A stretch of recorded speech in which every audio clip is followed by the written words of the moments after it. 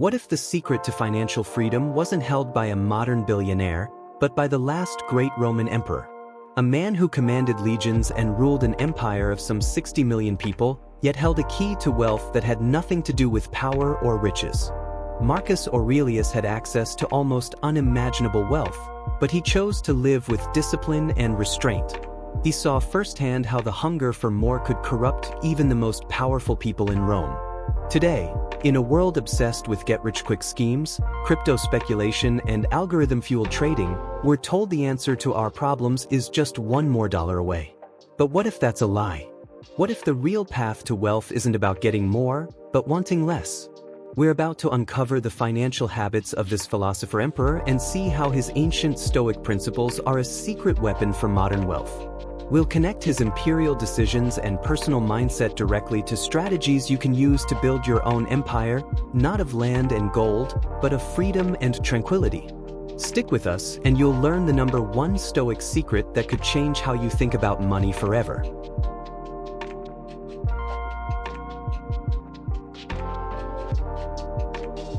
To understand his money lessons, you have to understand the man. Marcus Aurelius wasn't just an emperor, he was a devoted student of Stoic philosophy. And this wasn't some casual hobby.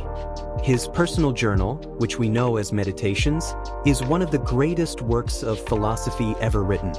It's a raw, honest look into the mind of a man wrestling with power, duty, and what it means to live a good life.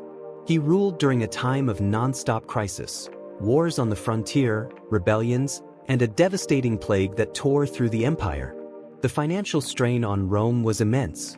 To fund his armies and manage the economy, he made tough decisions, even debasing the Roman currency, the denarius, by reducing its silver content to keep the state from going bankrupt. This wasn't a ruler indulging in luxury, it was a pragmatic choice to save the empire. And here's the paradox of Marcus Aurelius. He was the most powerful man in the world, with endless riches at his fingertips, yet his personal philosophy was all about simplicity, self-control, and not caring about material things. He believed that wealth, success, and status were ultimately indifferents, things outside our control that aren't inherently good or bad. He wrote, "Death and life, success and failure, pain and pleasure, wealth and poverty, all these happen to good and bad alike, and they are neither noble nor shameful, and hence neither good nor bad." That mindset is the key. While his super-rich contemporaries in Rome were, as the Stoic Seneca put it, possessed by their obsession with wealth, Marcus sought to possess himself. This philosophy is the perfect antidote to the financial anxiety that plagues so many of us today.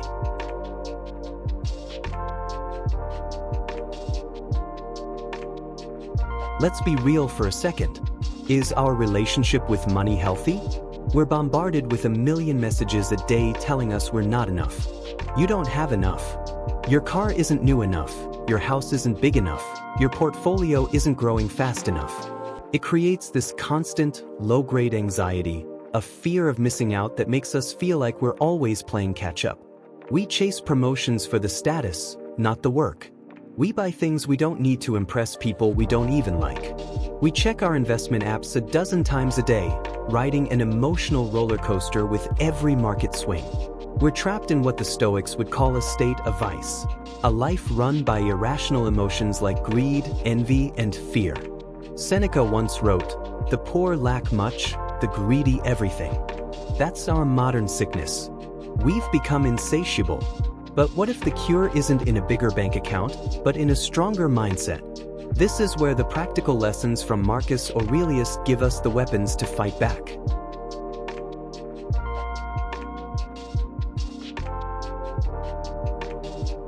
The foundation of Stoicism, and your first lesson in financial mastery, is the dichotomy of control.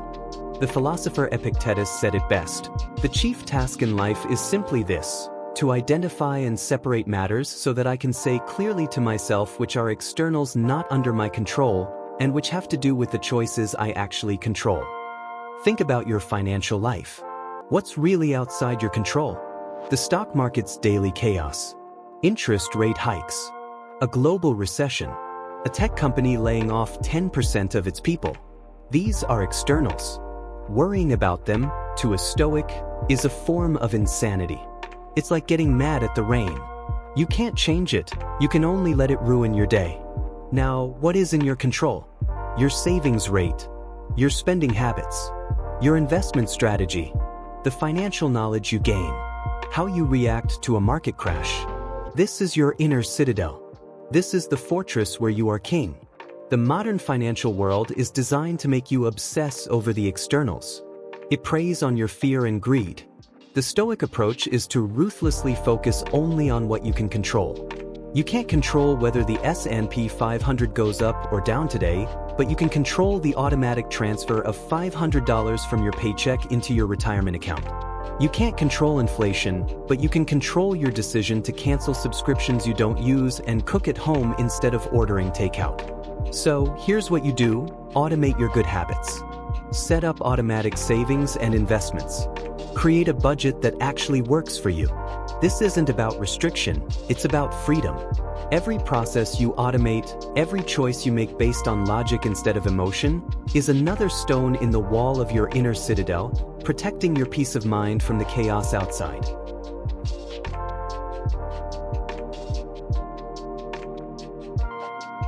Marcus Aurelius wrote, "The only wealth which you will keep forever is the wealth you have given away."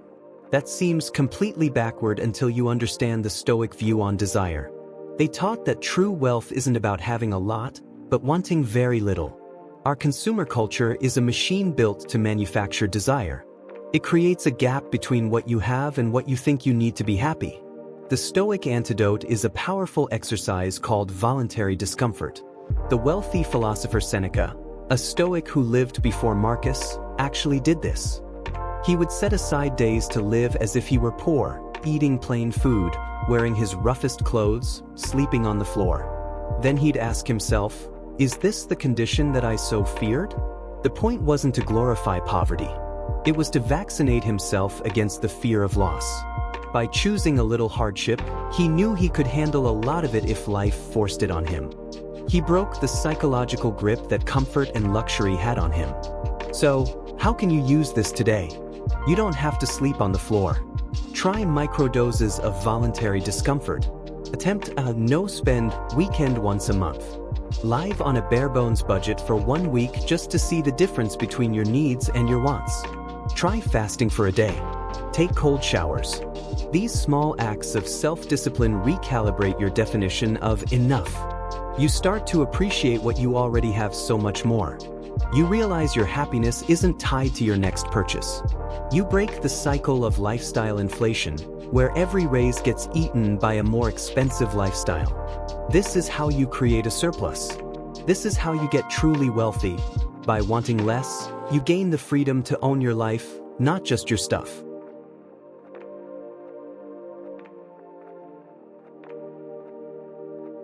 If Stoics are so focused on simplicity, does that mean they think money is evil? Not at all. That's a huge misunderstanding. For Stoics, wealth is a preferred indifferent. What does that mean? Indifferent means it has zero impact on your character. Being rich doesn't make you a good person, and being poor doesn't make you a bad one. But it's preferred because, all things being equal, it's better to have it. Wealth, when you use it right, is a powerful tool.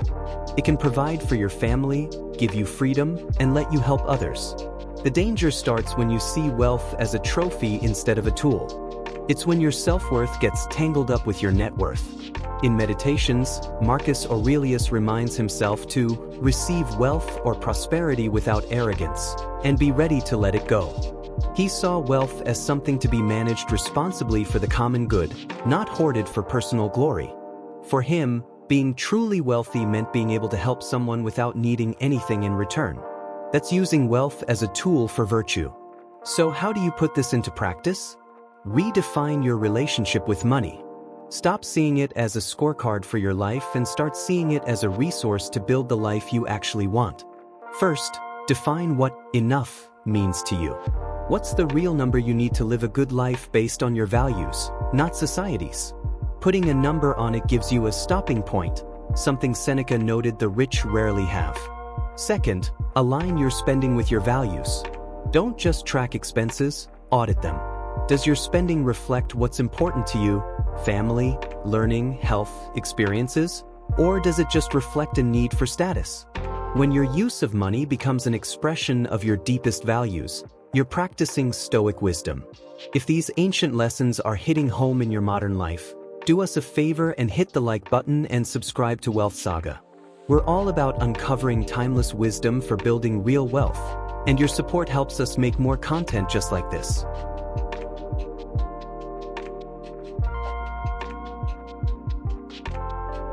Every investor, every entrepreneur, every single person trying to build something has faced setbacks. A bad investment craters. A business fails. A job is lost. Our first reaction is usually panic, despair, or regret. Marcus Aurelius gives us a radical alternative. He wrote one of the most powerful lines in all of philosophy: "The impediment to action advances action. What stands in the way becomes the way." For a Stoic, a financial loss isn't just a loss, it's a lesson. A market crash isn't a disaster, it's a test of your emotional strength and maybe even a buying opportunity. The obstacle itself holds the key to your future success. When you lose money on a stock, you have a choice. You can curse your bad luck and swear off investing forever. Or, you can dissect your mistake. Did you follow a hot tip without doing your own research? Did you buy out of FOMO? Did you forget to diversify? That painful loss just became an expensive but invaluable lesson in the school of investing. The obstacle becomes the curriculum. This mindset is what separates amateur investors from the greats. It's what separates failed entrepreneurs from successful ones. It's the ability to take a punch, learn from it, and come back stronger. A practical way to do this is to start a decision journal. When you make a big financial move, buying a stock, starting a side hustle, taking a new job, write down what you expect to happen and why. Then, win or lose, go back and review your thinking. This forces you to learn from your outcomes. It turns every experience, good or bad, into fuel. As Marcus wrote, "A fire overwhelms what would have quenched a lamp." What's thrown on top of the conflagration is absorbed, consumed by it, and makes it burn still higher. Let your mistakes make your financial wisdom burn brighter.